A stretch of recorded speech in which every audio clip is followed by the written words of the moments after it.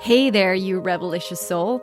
It is great to have you here. I'm excited to inspire you again today, and I hope that this podcast episode will open up new possibilities within you. Enjoy and feel free to reach out if I can support you in any way.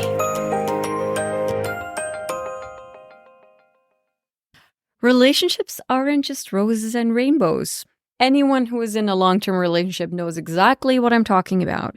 It's true. And yes, relationships bring bliss beyond imagination. I mean, they bring intimacy and togetherness, and there's a shared responsibility instead of having to do it all alone. There's someone who loves you with all your flaws. There's physical touch. There is being seen, being mirrored, being challenged, growing together, and it's all amazing. I really believe that our relationships, both our intimate relationships as well as friendships, for example, they can propel us into greatness. And I believe that many of you will agree. This is a concept that we can all admit to, especially when things are great. And we can agree when others joke about the troubles in paradise and we laugh about it, and we can feel super proud of how we sail through the storms together. However, when shit is really hitting the fan, when we're in the middle of conflict, and when it's not just roses and rainbows, when we're going through a rough patch, short-term or long-term, it becomes so hard and so exhausting and so painful sometimes. When you don't like yourself or your partner that much, it's just really, really hard sometimes to feel the love that you usually feel. You might even feel hopeless or annoyed and judged or unseen, maybe scared, Well, I've got some great words for you. Congratulations, you are completely normal. Healthy relationships have difficulties like any other. People in a relationship fight. And when you're in a conflict with your partner, it might be that you meet that immature piece in yourself, because the way that you react to the situation might not be as mature and as beautiful as you would like it to be. Sometimes in the moment, it might be that your nervous system is so activated that you criticize, you blame, you project, you lash out, you become unreasonably angry, or you run away and withdraw. Maybe you try to control your partner. There are different sabotage systems that can get in the way of truly healthy relating. Yeah. And your mind may have all sorts of opinions about that. For example, about the fact that you are engaging in unhealthy behavior. Potentially, you have even more judgment about your partner not reacting in the way that you would want them to. In a relationship, in any case, there are two, and sometimes more, imperfect human beings that are just trying to find their way in living a life together. And with that, you bring along all of your baggage, and you bring your trauma, and you bring your nervous system, which reacts differently in both of your cases. So yeah, we fuck up. And sometimes we fuck up so massively that we really hurt the other person, even if we don't want to. I remember years ago when I was in a relationship with a married man, and this was completely consensual. We were polyamorous. And I loved it when he shared about his long-term relationship with his wife. They were married for over 20 years, and I learned a lot from both of them. So at some point, he joked about how he and his wife had actually traumatized each other more than their parents ever did, because they were together for over half of their lives already. I found that so it was a joke, but there was so much truth in that, because what it taught me in that moment was like, yeah, we are going to traumatize each other in relationships, and that's just the way it is. That the simplicity of that truth just always stayed with me. It brings me lightness to the fact that pain and disappointment are both inevitable in relationships. Obviously, and that's a disclaimer, this is no excuse to tolerate abuse.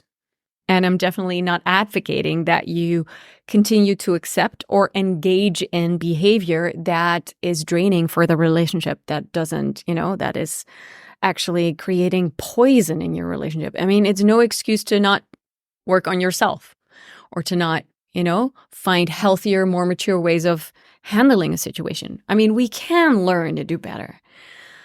But yeah, sometimes we go a little crazy. The fact is that we hurt each other. It's part of relating. And once you accept that, and once you accept that your partner will never be perfect, true life and true love can begin. The question is then, when there is a conflict or when there's a moment of a disrupt, how do you repair? Because it's never about the disruption alone. It's about the repair. How do you restore the connection? So I believe that relationship is like a container, an energetic container where you are both in. Terry Real calls it a biosphere. In any case, you're in that. You're in that container. You're breathing the same air.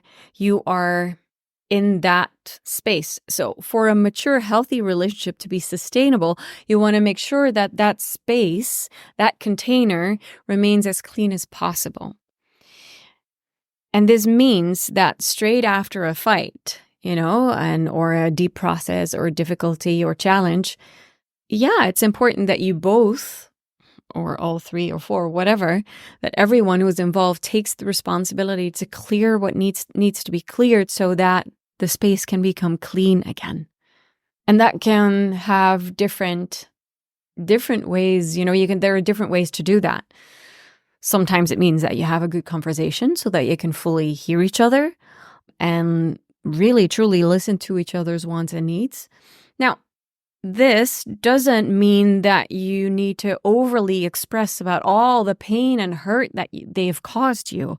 This is not an excuse to engage into verbal vomiting or careless complaining, It means that you also stick to the subject.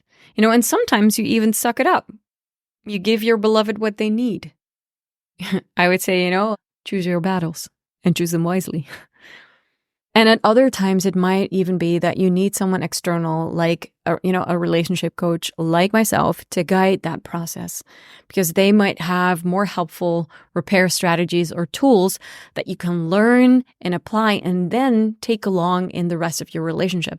I would truly recommend that because, when I'm working with my clients, I can see how they're growing so fast and they take that along, and this can really save relationships. In any case, the intention is to keep that container clear and clean. And that also means not hold on to grudges, because the grudges that you hold on to, that's poison. What we want is to restore trust and create new agreements and to choose love and to choose that, hey, we're doing this together. So I'd love to give you 6 pointers that I believe are really important to take along with you when you repair after a rupture. First of all, it's really important that you are on the same side. So it's not about being right. Because, you have a choice. You either state your case in court and you make sure that you are being heard, or you try to also listen to the other person. It's not about being right. The thing is, in mature relationships, there is simply no space, no place for objectivity. You have your reality, your partner has their reality. That's just the way it is. There is no objective truth. So there's no point in trying to be right. It's about being loved and connected. So what do you want? Sometimes your need to be right and to state your case, you're just going to have to put that aside. Otherwise, it's not going to help anything. Also, second, there is a difference between expressing your emotions and projecting your stories. We could talk a whole lot about that, but when you express your emotions, you're keeping it to yourself. What you're saying is, I feel angry or I feel hurt. And the story I tell myself is that you don't really see or want to hear my side of it or whatever. Again, this is side. You don't want to talk about sides, but at least then you're framing it better. This is different. The way that I'm stating it like this is very different from, you never listen to me. You are always so selfish. That is a projection of the story that you've created about your partner. That doesn't help one bit. Expressing your emotions, keeping it to yourself about what you're noticing in yourself, about what you're feeling, and using the words, the story I tell myself or in my experience, so that it stays here. You're not projecting. The third, keep it simple. Don't make it any bigger than this very moment. By sticking to this specific moment of disappointment, you prevent yourself from going into big issues in the relationship. But the thing is, you're not there yet. You're still repairing. So the risk of triggering them even more is very big. So you want to avoid that. You want to make sure, you want to prevent that. You want to make sure that you stick to this moment. So you repair first until you're in a calm and good space. And then you can talk about the bigger issues if needed. Otherwise, stick to this moment, keep it micro, and then state your requests clearly and what you want differently. That's a really important one. If there's something you want, there's something you want to agree on, say it. Be clear. So the fourth one to take along are the words of Stephen Covey: seek first to understand, then to be understood. Oh, this can help so much because it really helps you to, empathize, to put yourself in their shoes, and by opening up to their perspective, chances are that they're going to open up to yours as well. Number 5, trust that your partner has your back. Instead of assuming the worst, assume the best. Trust that they have your back, that you're on the same team, that they want you to feel good and to be happy. Instead of, they don't want to hurt you purposefully at all. Yes, you're on the same team. And the 6th pointer that I would definitely take along is, sometimes it's really good to stop the words and make love instead. The bodies can communicate so much better than the minds. You can restore so much connection by being physically intimate. And whether you make love or whether it's just a hug or it's a belly to belly, you literally lie on your sides in the bed, belly to belly, holding each other and just breathing together for 20 minutes. That can be so beautiful and you can really restore the connection. It's literally increasing oxytocin levels in the both of you. So that is what I have to share on repairing. I would love to hear from you. If you feel that you want to share something, leave me a note. In my email, for example, info@michellecoops.com, or find a way to connect with me on Instagram @MichelleCoops. I'd love to hear from you. And for now, have a wonderful day. And the next time you have a conflict or fight with your partner, remember all these gifts I gave you. Ciao. Thank you so much for listening. It's been my absolute pleasure to share this with you again. I really hope that you enjoyed this episode. And if you're hungry for more, please check out my website, michellecoops.com, and subscribe to my newsletter in which I share so much value every single week.